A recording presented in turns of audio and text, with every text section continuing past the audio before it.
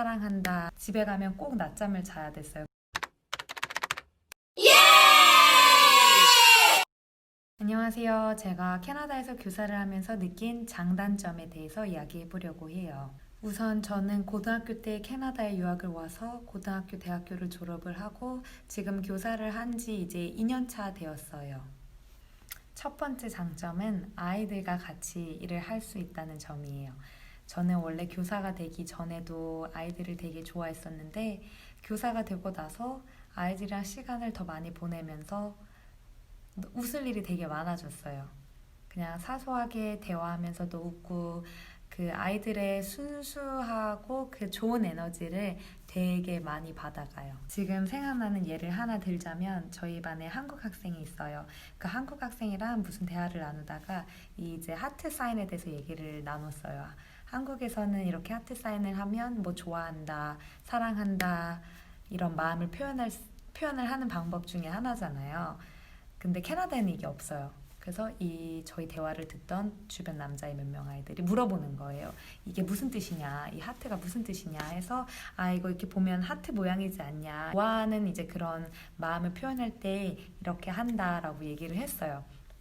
며칠 뒤에 반 남자 학생이랑 상담을 하는데 이제 얘가 집에 가기 전에 미스 정 이렇게 부르는 거예요. 그래가지고 왜? 하고 했더니 저한테 딱 이렇게 하고 집에 가는 거예요. 아이들이랑 일을 하면 이렇게 좋아하는 마음도 표현해주고 긍정적인 이제 저도 좋은 마음을 항상 받는 거죠. 두 번째 장점은 퇴근을 일찍 할 수 있다는 점이에요.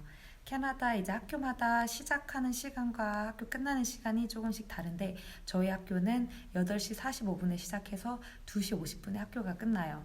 그러면 선생님들이 8시까지는 출근을 해야 하는데 내일 수업 준비할 거 하고 이메일 보내고 나면 빠르면 3시 30분에 퇴근이 가능해요.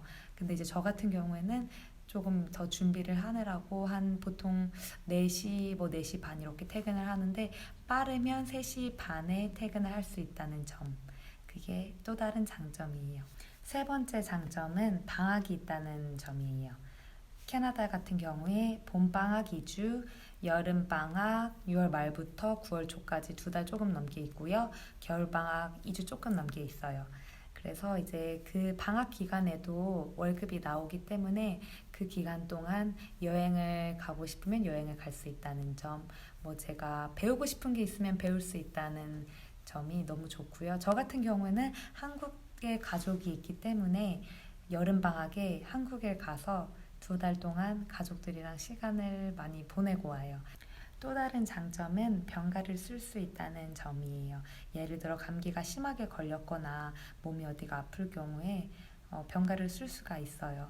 한 달에 한 번, 한 1년에 12일 정도 병가를 쓸 수 있거든요. 그리고 그거를 만약에 1년에 다 안 쓰면 며칠은 그 다음 해에 쓸 수 있게 이렇게 넘어가거든요. 저번 달에 두통이 심하게 있었어서 하루 쉬었었어요. 그때 그냥 눈치 보지 않고 내가 아프면 병가를 편하게 쓸 수 있다는 점, 그게 또 다른 장점이에요. 마지막 장점은 제 개성대로 수업을 꾸려나갈 수 있다는 점이에요.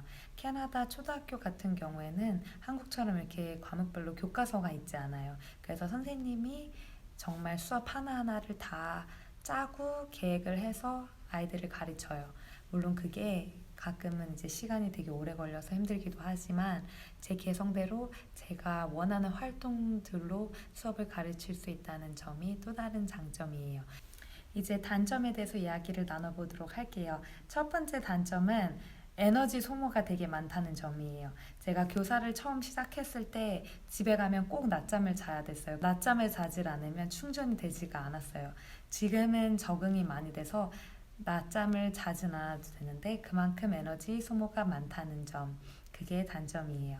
에너지 소모가 왜 이렇게 많나 생각을 해보면 학교에 있는 동안은 아이들이 집에 가기 전까지는 항상 대기를 해야 돼요. 점심 쉬는 시간 같은 경우에도 아이들이 막 싸우기도 하고 또 싸우면 중재를 해야 하고 아이들이 밥을 먹는 순간에도 도움을 필요로 할 때가 가끔 있고요. 선생님들이 돌아가면서 쉬는 시간에 그 밖에 아이들이 놀 때 감시를 해야 돼요. 그 아이들이 잘 놀고 있는지 누가 다치진 않는지 이런 거를 돌아가면서 하기 때문에 쉬는 시간에도 완전히 쉬지 못한다는 점, 거기에서도 에너지 소모가 되게 많아요. 단점은 도시락을 싸서 학교에 다녀야 된다는 점이에요. 캐나다 같은 경우에는 다문화 나라라서 급식을 하는 학교가 많지 않아요. 각자 아이들이 먹는 음식들도 많이 다르고 또 알러지 있는 아이들이 많기 때문에 급식을 하지 않아서 저 같은 경우에도 학교에 도시락을 싸서 다녀야 돼요. 만약에 일반 회사원 같았으면 점심시간에 회사 밖에 나가서 그냥 간단하게 사 먹고 오고 하면 되는데 선생님들은 학교에 계속 있어야 되기 때문에 도시락을 싸서 다녀야 된다는 점. 제가 생각하는 장점과 단점에 대해서 나눠봤고요. 교사라는 직업이 물론 에너지 소모도 되고 누군가를 가르쳐야 하는 거기 때문에 어려운 직업이기도 하지만 그만큼 보람이 되게 큰 직업이에요.